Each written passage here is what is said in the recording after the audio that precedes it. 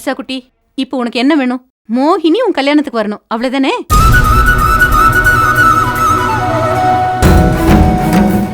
கடைசியில இந்த விசாதான் நம்ம எண்ணத்துக்கு குறுக்க நிப்பா போல இருக்கே. இவ ஒருத்தி இப்படி மோகினி மேல பாசமா இருக்கிறது நமக்கு தெரியாம போச்சே. சொல்லு, மோகினி உன் கல்யாணத்துக்கு வரணும், அவ்வளவுதானே?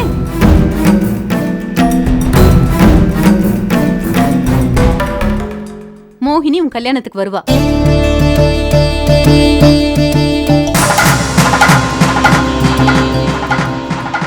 ஆனா நான் உன் கல்யாணத்துக்கு வரமாட்டேன்.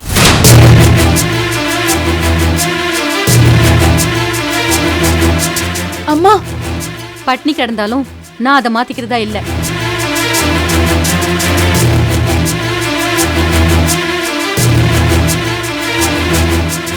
கீதா, யார் யார் சாப்பிட வராங்களோ அவங்களுக்கு மட்டும் சாப்பாடு போடு. வரதவங்களை பத்தி கவலைப்படாத.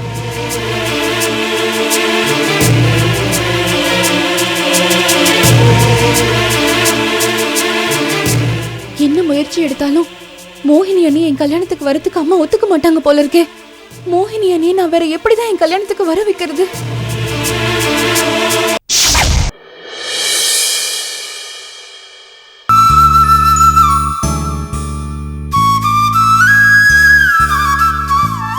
கிஷோர் மோகினியை கல்யாணம் பண்ணி வச்சிருன்னு வாய் திறந்து கேட்டுட்டான்.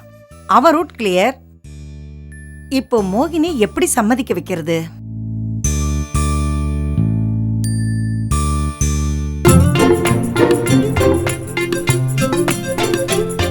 மாமி, மாமி, மாமி. வா மங்களம், உட்காரு. என்ன மாமி ரொம்ப தீவிரமா யோசிச்சுக்கிட்டு உட்காந்துருக்கீங்க? என்ன விஷயம்? எல்லாம் கிஷோரை பத்தி தான் யோசிச்சுட்டு இருக்கேன். கிஷோர் என்கிட்ட மனம் விட்டு பேசிட்டான். அவனும் மோகினி மேல விருப்பம் இருக்குன்னு சொல்லிட்டான். ஆனா மோகினி கிட்ட சம்மதம் வாங்கணுமே. அவளும் ரொம்ப நல்லவளா இருக்கா. கௌதம் நல்லவனா கெட்டவனான்றத பத்தி கவலைப்படாம கௌதம் மேல கணவங்கிற பாசத்தோட இருக்கா. அவகிட்ட போய் எப்படி கிஷோரை பத்தி பேசி இவா ரெண்டு பேருக்கு எப்படி கல்யாணம் பண்ணி வைக்கிறது எனக்கு புரியல. நீங்க தான் ஒரு ஐடியா வச்சிருக்கேன்னு சொன்னீங்களே மாமி. கௌதம அவங்க அண்ணியோட தங்கச்சி கீதாவோட சேர்த்து வச்சா முடிஞ்சிரும்னு சொன்னீங்களே. அதெல்லாம் சரிடி. சாமி வரம் கொடுக்காம பூசாரி மணி அடிச்சு என்ன பிரயோஜனம்? மோகினி குழப்பத்துல இருக்கா. கௌதமோட வாழ்றதா இல்ல தலைமுழுகிறதா நினைச்சுட்டு இருக்கா. அவளோட முடிவு தான் நமக்கு இப்ப முக்கியம். அதை நினைச்சுதான் நான் இப்ப குழம்பி உக்காந்துட்டு இருக்கேன். குழப்பமே வேண்டாம் மாமி. மோகினிக்கு கிஷோரை கல்யாணம் பண்ணி வச்சிடலாம், அவ்வளவுதான். எல்லா குழப்பமும் தீர்ந்துடும்.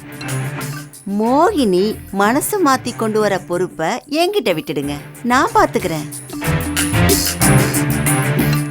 ஒரு அவசர தேவைக்காக ஓடி வந்தேன், அதனால இத பத்தி அப்புறமா பேசலாம். என்னடி வேணும்? ஹவுஸ் ஓனர் வீட்டு வாசல்ல வந்து நின்னுட்டாரு. வாடகை பணம் ஒரு 500 ரூபாய் குறையுது.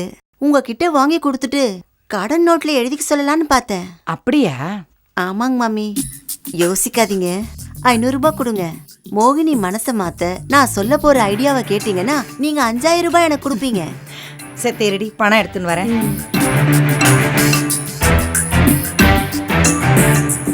யாரு யாரை விட்டு பிரிஞ்சா நமக்கு என்ன? யாரு யார லவ் பண்ணா நமக்கு என்ன? நமக்கு தேவை துட்டு. அது வந்துகிட்டே இருந்தா போதும், என்ன வேணாலும் செய்யலாம். இந்தா மங்களம்.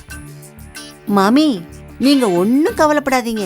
நான் ஒரு ஐடியா பண்ணி மோகினி மனசுல கிஷோர் பத்தி நினைக்கிற அளவுக்கு ஒரு எண்ணத்தை உருவாக்கிடுறேன். ஏற்கனவே கிஷோருக்கு மோகினி மேல காதல் வர வைக்கிறதுக்காக ஒரு டிஷர்ட்டை மோகினி வாங்கி கொடுத்ததா கிஷோர் கிட்ட கொடுத்தோம்ல, அதே மாதிரி ஒரு நல்ல ஐடியாவை பண்ணுவோம். ஓ சரி, எப்படியோ பார்த்து சேடி. இன்னைக்கு கிச்சன்ல வேலை இருக்கு, போய் பாக்குறேன்.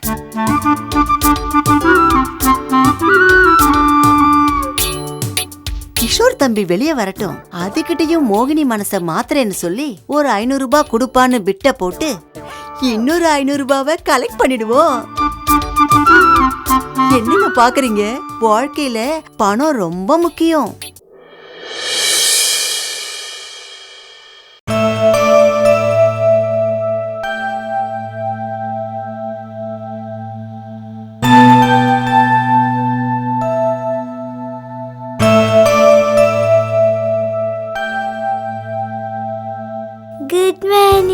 வைஷுக்குட்டி, காலங்காத்தால அம்மா அப்பாவை பார்த்தோன்னா குட் மார்னிங் சொல்லணும் காயத்ரி மிஸ் சொன்னாங்களா? ஐயோ என் செல்லம், இரு சித்திக்கு காஃபி கொடுத்துட்டு வந்துடுறேன்.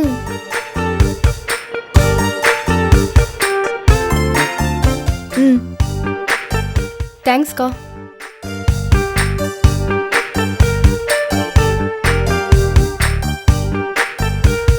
ராமு சார். சீதா,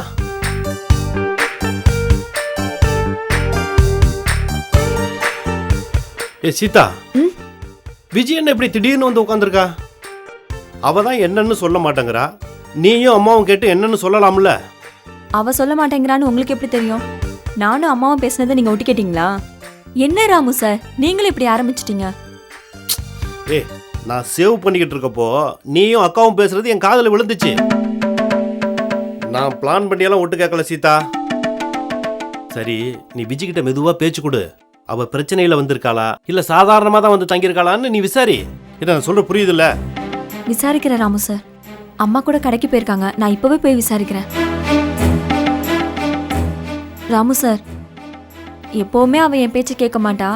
நான் பேசினா ரூடா தான் பதில் சொல்லுவா. நமக்கு எதுக்கு வம்பு? அவ விரும்புற வரைக்கும் இங்கேயே இருந்துட்டு போகட்டுமே. நம்மளாம் எதுக்கு அவகிட்ட வாயை கொடுத்து வாங்கி கட்டிக்கணும்? உன்கிட்ட போய் கேட்க சொன்ன பாரு. நானே அவகிட்ட விசாரணை பண்ணியிருக்கலாம். அதுவும் குழந்தைகிட்ட பேச எனக்கு என்ன கசக்குமா? அவ உன்னை விட அழகாத்தான் இருக்கா. வேண்டாம் ராமு சார், சுடுதண்ணி அடுப்புல இருக்கு, தூக்கி மூஞ்சிலே ஊத்திடுவேன். சரி விடு, நம்ம சண்டை எதுக்கு? அவகிட்ட பேசுவோம், வா போங்க வா.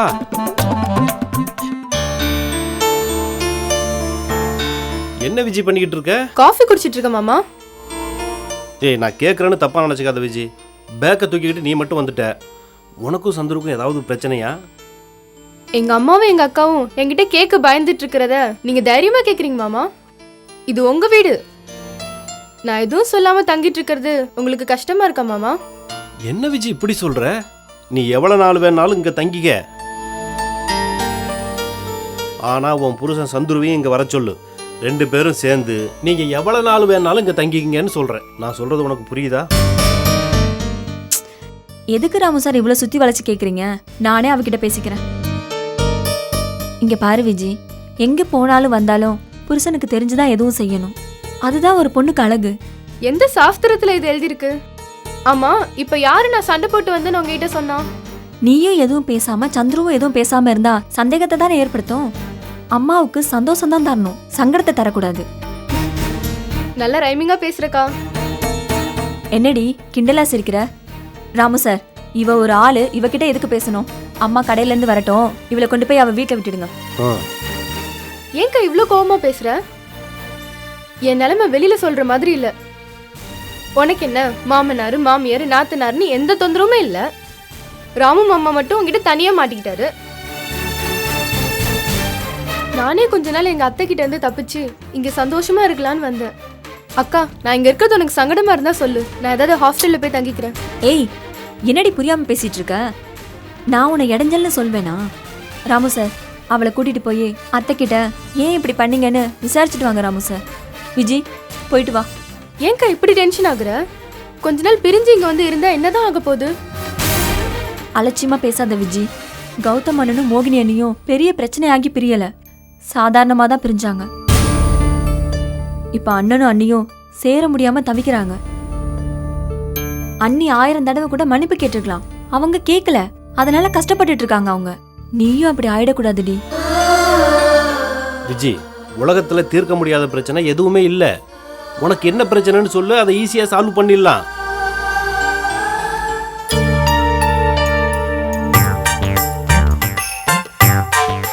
வைஷுக்குட்டி, என்னடா அம்மா விளையாடிட்டு இருக்கியா? தனியா உட்காந்துட்டு இருக்க? அப்பா அம்மா எங்க? பாட்டி, அப்பா அம்மா சித்தியா வீட்டுக்கு போன்னு சொன்னாங்க. சித்திய இங்கேயே இருக்க சொல்றியா? சித்தி எனக்கு விளையாட வேணும். சரிடா செல்லம், நான் அவளை இங்கே இருக்க சொல்றேன். நான் எந்த பிரச்சனையிலயும் இங்க வரல, சாதாரணமா தான் வந்தேன். சொன்னா புரிஞ்சுக்கோக்கா. விஜி, ஆ விஜி, ஏய், உன்னை அக்கா கூப்பிடுறாங்க, என்னன்னு போய் கேளு. என்னம்மா? கடைக்கு போனேன், பருப்பு வாங்க மறந்துட்டேன். போய் துவரம்பருப்பு 2 கிலோ வாங்கிட்டு வந்துடுடி. அப்படி என்னம்மா உனக்கு ஞாபகம் வருது? கல்யாணத்துக்கு முன்னாடி தான் எனக்கு கடைக்கு போக சொல்லி உயிரை வாங்குவேன், இப்பயுமா? குடு இந்தா.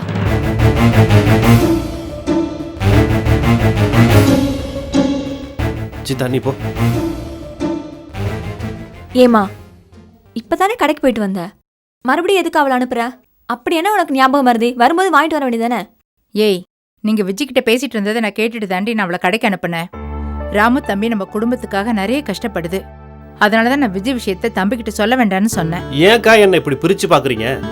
உங்களுக்கு வர்ற கஷ்டமும் நஷ்டமும் அதை நானும் படனுக்கா. அப்பதானே எனக்கு சந்தோஷம். விஜய்க்கு ஒரு கஷ்டம்னா அதை எப்படி பார்த்துக்கிட்டு நான் சும்மா இருப்பேன்? இதோ இப்படி துடிச்சு போறீங்களே தம்பி, இதுக்காக தான் நான் சீதா கிட்ட தம்பிக்கிட்ட எதுவும் சொல்ல வேண்டாம்னு சொன்னேன்.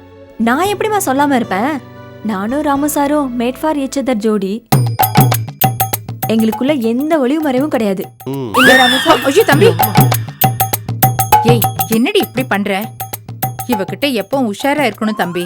சின்ன வயசுல இருந்து இவ வாழ்த்தனை மட்டும் இன்னும் குறையவே இல்லை. ம். ராமு சார், பாப்பா சிரிக்கிறா பாருங்க. ராம தம்பி, சந்துருக்கு ஒரு போனை போட்டு என்ன நடந்ததுன்னு கேளு. சரிக்கா, நான் இப்போ போய் பேசுறேன். வயசு குட்டி சிரிக்கிறீங்களா?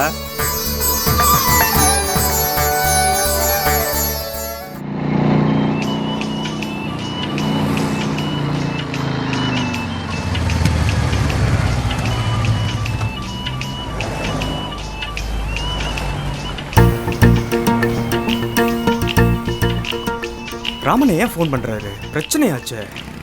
இப்போ என்ன பண்ணுறது? ஃபோனை எடுத்தாலும் திட்டுவார், எடுக்கலைனாலும் தேடி வந்து திட்டுவார். இதே நாம் ஃபோன் பண்ணால் மட்டும் எடுக்கவே மாட்டார். இப்போ என்ன பண்ணுறது? என்ன ராமு சார், சந்திர இவ்வளவு நேரம் போன் எடுக்காம என்ன பண்றான்? ஹலோ, போனை எடுத்துட்டேன் சீதா. ஹலோ சந்துரு. சொல்லுங்க ராமண்ணே, என்ன விஷயம்? சரி, நீ இப்போ எங்க இருக்க சந்துரு?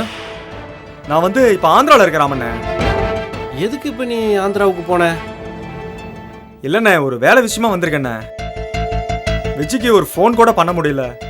அவளை கோயம்பேட்டில் பஸ் ஏற்றி விட்டு அப்படியே ஆந்திரா போனவன் தான். ஏய், விஜய் ஏதோ நீ சண்டை போட்டு அனுப்புன மாதிரில இங்கே வந்து உட்காந்துருக்கிறா. அதெல்லாம் எப்போவோ சரியாச்சுண்ணே. இப்போ சாதாரணமாக தான் அவங்க வந்திருக்கா. எங்களுக்குள்ள எந்த சண்டையும் இல்லைண்ணே. அவகிட்ட எதுவுமே கேட்டுறாதீங்கண்ணே, மனசு ரொம்ப சங்கடப்பட போறா. ஏய், நீ சொல்றது நிஜமா சந்துரு? விஜய் ஏதோ எங்க அத்தை சரியில்லை, அத்தை பிரச்சனை பண்றாங்க அப்படின்னு சொன்னா. ஆமாண்ணே, 2 பேரையும் ஒன்றா விட்டுட்டு எங்கேயும் போக முடியலண்ணே. ஓ, அதனால தான் நான் அவளை அங்கே அனுப்பிச்சேன். அவங்க 2 பேரும் அங்கே தனியாக இருந்தாங்கன்னா ஒரே கொலாயடி சண்டை தான் நடக்கும். நான் ஒரு 2 வாரத்தில் வந்துடுவேண்ணே. அவ்வளோதானே சந்துரு, வேற ஒன்றும் இல்லை. என்னண்ணே இப்படி சந்தேகப்படுறீங்க? எனக்கும் விஜய்க்கும் எந்த சண்டையுமே இல்லை. ஓ, அப்படியா? ஆமாண்ணே. அண்ணே, ஒரு கஸ்டமர்கிட்ட பேசிட்டு இருந்தேன், அவர் கூப்பிடுறாரு. இதோ வஸ்தாரண்டி.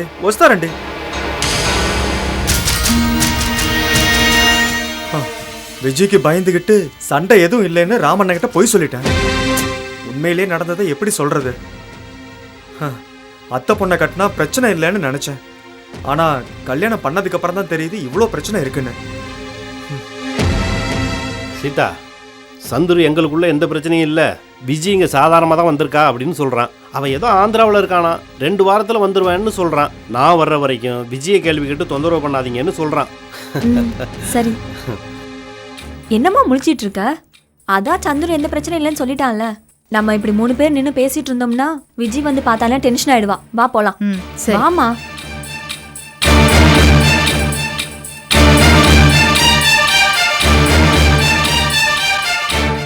ஆந்திராவில் இருக்கான்னு எதுக்கு சொல்கிறான்? ஆனால் இவன் பேசுகிறத பார்த்தா இங்கே இருந்து பேசுகிற மாதிரில இருக்கு. என்னை நம்ப வைக்கிறதுக்காக தெலுங்குல வேற உஸ்தானா அது இதுன்னு சொல்கிறான். கண்டிப்பாக அவன் குரலில் பொய் தான் தெரியுது. வரட்டும், நேரில் பேசிப்போம்.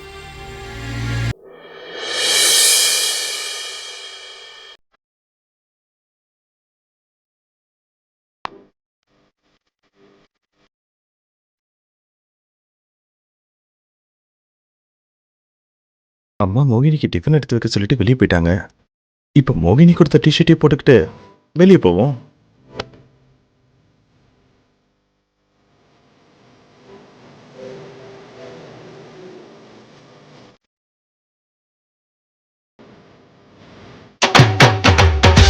அம்மா வேற மோகினியை கல்யாணம் பண்ணுறதை பற்றி நேராகவே பேசிட்டாங்க. இனியும் டயத்தை வேஸ்ட் பண்ண வேண்டாம். மெதுவாக மோகினிக்கிட்ட பேசி சம்மதத்தை வாங்கிட வேண்டியதுதான். டிஷர்ட்டை நல்லா தான் செலக்ட் பண்ணியிருக்கா மோகினி. மோகினி, டிஃபன் ரெடியா? சாப்பிடலாமா? இரு கிஷோர், நீ வந்ததுக்கு அப்புறம் உனக்கு சூடா தோசை ஊத்தி கொடுக்கலாமேன்னு நினைச்சேன். இந்தா, அது வரைக்கும் இந்த தோசையை சாப்பிட்டு.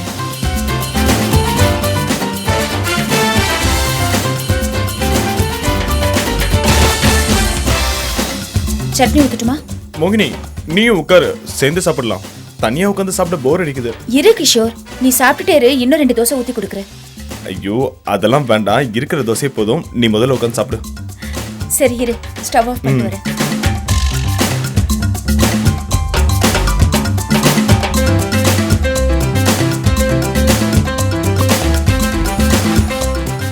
இன்னொரு தோசை சூடா?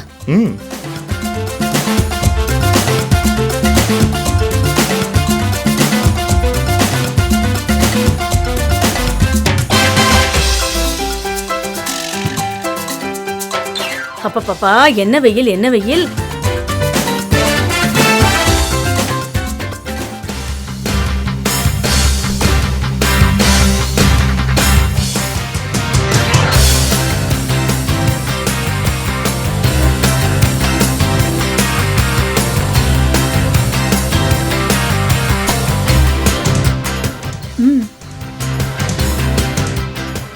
கிஷோர் மோகினியும் சேர்ந்து உட்கார்ந்து சாப்பிடுறா. என்ன பேசுறான்னு கேட்போம். மோகினி, சாம்பார் சூப்பரா வச்சிருக்க. அம்மா சாப்பாட்டுக்கு செய்யற சாம்பார் மாதிரி இட்லிக்கும் செய்வாங்க. நல்லாவே இருக்காது. அடக்ராதகா, நான் செய்யற சாம்பார்ல இட்லியை போட்டு குளிப்பாட்டி பிசைஞ்சு பிசைஞ்சு உருட்டி உருட்டி கமலங்கமலமா சாப்பிடுவான். இப்ப பொய் சொல்றானே. கோவப்படாதீங்க, நாம நிக்கிறத அவங்க பாத்துட போறாங்க. கிஷோர், இட்லி சாம்பார்னாலே அதுல இருக்கிற ஸ்பெஷல் என்ன தெரியுமா? சின்ன வெங்காயம் போட்டு செய்யறதுதான். அதான் மோகினி, நீ எவ்வளவு விவரமா தெரிஞ்சு வச்சிருக்க பாரு. சாம்பார்லயே ஒரு டிஃபரெண்ட் காட்டுற. எங்க அம்மாக்கு அந்த நாலேஜ் கூட இல்ல. அடப்பாவி, என்ன குறை சொல்ற அளவுக்கு வந்துட்டானே. இதாண்டி கல்யாணத்துக்கு முன்னாடி அம்மா அம்மான்னு இருந்துட்டு கல்யாணத்துக்கு அப்புறம் உமா உமான்னு இருப்பான்னு சொல்லுவா. போங்க மாமி, அசிங்கமாலாம் பேசாதீங்க, எனக்கு வெக்கமா இருக்கு. நான் என் வயிற்றுல சொல்றேன், உனக்கு வெக்கம் புடுங்கி திங்கிறதாக்கும். ஏதோ ஆவேசத்துல வார்த்தை வந்துடுத்து. கிஷோர், அன்னைக்கு நான் நீ வேலைக்கு போகணுங்கிறதுக்காக என்கிட்ட பேசாத, பைக்ல டிராப் பண்ணாதன்னு கோவமா பேசினல. அத நீ என்ன திருத்தணுங்கிறதுக்காக செஞ்சதுதானே மோகினி? இருந்தாலும் சட்டுன்னு உன் முகத்துல அடிச்ச மாதிரி பேசினல, நீ ரொம்ப மனசு கஷ்டப்பட்டிருப்பல. அதுக்காக நான் உன்கிட்ட சாரி கேட்டுக்கிறேன் கிஷோர். நீ எதுக்கு மோகினி சாரி கேட்குற? நீ எவ்வளோ பெரிய நல்லது பண்ணியிருக்க. நான் தான் உனக்கு தேங்க்ஸ் சொல்லணும். நான் எப்பவுமே என்னை பற்றி யோசிச்சுக்கிட்டு லட்சியம் அது இதுன்னு பேசிக்கிட்டு எங்கள் அம்மா பற்றி கொஞ்சம் கூட கவலைப்படாமல் இருந்தேன்.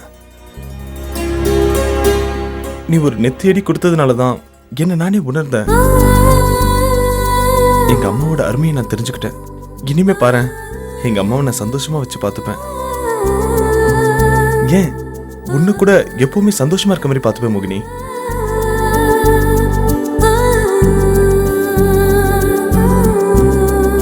மங்களா, என் புள்ள எப்படி பேச்சோட பேச்சா மோகினியை நல்லா பார்த்துப்பேன்னு சொல்றான் பாரு. என்ன இது, எந்த பதிலும் சொல்லாம சும்மா ஸ்மைல் மட்டும் பண்றா மோகினி. மாமி, உங்க புள்ள போட்ட பிட்டுக்கு மோகினி சிரிக்கிறா. அப்படின்னா கிஷோர் தம்பி சொல்றத மோகினி ஏத்துக்கிட்டான்னு தானே அர்த்தம். என் பிள்ளைக்கு என்னடி குறைச்சல்? அழகா தானே இருக்கான். எந்த பொண்ணு பிடிக்கலன்னு சொல்லுவா? மோகினி, நான் சின்சியரா வேலைக்கு ட்ரை பண்ணிட்டு இருக்கேன். வேலை கிடைக்கிறது தான் கொஞ்சம் கஷ்டமா இருக்கு. இத்தனை நாளா டான்ஸ் பாட்டுன்னு இருந்துட்டுனா கொஞ்சம் படிச்சதெல்லாம் அப்டேட் பண்ணிக்க வேண்டியதா இருக்கு. நான் சொல்றதை கேக்குறியா கிஷோர்? எங்க ஆபீஸ்லயே ப்ரோக்ராம் மேனேஜர் போஸ்ட் காலியா தான் இருக்கு. நான் கூட என் எம்டி கிட்ட உன்னோட ரெஸ்யூமை கொடுத்து பேசிட்டேன். அவர் ஓகே வந்து ஜாயின் பண்ணிக்க சொல்லிட்டாரு. நான் வேலை பார்க்குற ஆஃபீஸில் என் கூட ஒர்க் பண்ண உனக்கு இன்ட்ரெஸ்ட் இருக்கா? என்ன மோகினி இப்படி கேட்ட? நான் வேலைக்கு போயிட்டா உன்னை ஆஃபீஸில் விடுறது அழைச்சிட்டு வர்றது இதுக்கெல்லாம் கஷ்டமாயிடுமேன்னு கவலைப்பட்டுட்டு இருந்தேன். இப்படி ஒரே ஆஃபீஸில் 2 பேரும் வேலை பார்க்க போறோம்னா அதை விட ஹாப்பி வேற என்ன இருக்கு? பிரிஞ்சிருக்க வேண்டியதில்ல, சேர்ந்தே போலாம், சேர்ந்தே வரலாம்ல. எல்லாம் நல்லா தான் இருக்கு. ஆனா உன் கூட ஆபீஸ்ல வேலை பார்க்கறதுல ஒரு சிக்கல் இருக்கு. என்ன சிக்கல் கிஷோர்? அது வந்து நான் ஆபீஸ்ல வேலைக்கு சேர்ந்தேன்னா கௌதம்க்கு கோவம் வரும்ல. ஹலோ கிஷோர், உனக்கு எங்க ஆபீஸ்ல வேலை செய்ய விருப்பம் இருக்கா இல்லையான்னு மட்டும் சொல்லு. மறக்க நினைக்கிற ஒருத்தரை பத்தி பேசி மறுபடியும் ஞாபகப்படுத்தாத. அவர் உன்கிட்ட எவ்வளவு மட்டமா நடந்துக்கிட்டாருன்னு எனக்கு மட்டும்தான் தெரியும். உன்னை ஆளை வச்சு அடிச்சாருல. மோகினி, உனக்கு எப்படி இது தெரியும்? தெரியும் கிஷோர். அவர் அடிச்சது எனக்கு தெரியக்கூடாதுன்னு நீ நினைச்ச. உன்னோட பெருந்தன்மை எங்க, அவரோட அடாவடித்தனம் எங்கன்னு நீயே யோசிச்சு பாரு. இந்த கிஷோர் தம்பி என்னமா நடிக்குது. அதுவே சட்டையை கிழிச்சிட்டு வந்தில்ல அன்னைக்கு டிராமா போட்டுச்சு. கிஷோர், அன்னைக்கு நீ அடிபட்டு வந்தப்போ கௌதம் உன்னை ஆள் வச்சு அடிச்சது எனக்கு தெரியக்கூடாதுன்னு எப்படியெல்லாம் பேசி என்ன மேல அனுப்பி வச்ச. எதுக்கு கிஷோர் அப்படி செஞ்ச சொல்லு. நான் கௌதம தப்பா நினைச்சிட கூடாது. கௌதமோட திரும்பவும் போய் சேரணும்னு தானே அப்படி செஞ்ச? ஆமாமா. நிஜமா சொல்றேன், உன்னையும் கௌதமையும் கம்பேர் பண்ணி பாக்குறப்போ நீதான் எனக்கு பெஸ்டா தெரியற கிஷோர். கௌதம பத்தி எதையும் யோசிக்காத. நாளைக்கு நீ எங்க ஆபீஸ்ல வந்து ஜாயின் பண்ண என்ன, அத்தை ரொம்ப ஹாப்பி ஆயிடுவாங்க. நான் இப்பவே ஹாப்பி ஆயிட்டேன்டி. இப்போ ஒரு விஷயம் சொல்றேன் கிஷோர், இது என் மனசுல இருந்து வர விஷயம். உங்க அம்மா மட்டும் எங்க அப்பாவோட ராசியா சண்டை இல்லாம இருந்திருந்தா எங்க அப்பா அம்மாவுக்காக நான் கல்யாணம் பண்ணிக்கலான்னு முடிவெடுத்தப்போ சொந்தக்கார மாப்பிள்ளையா இருக்கிற ஒன்னதான் நான் கல்யாணம் பண்ணிக்கலான்னு முடிவெடுத்திருப்பேன்.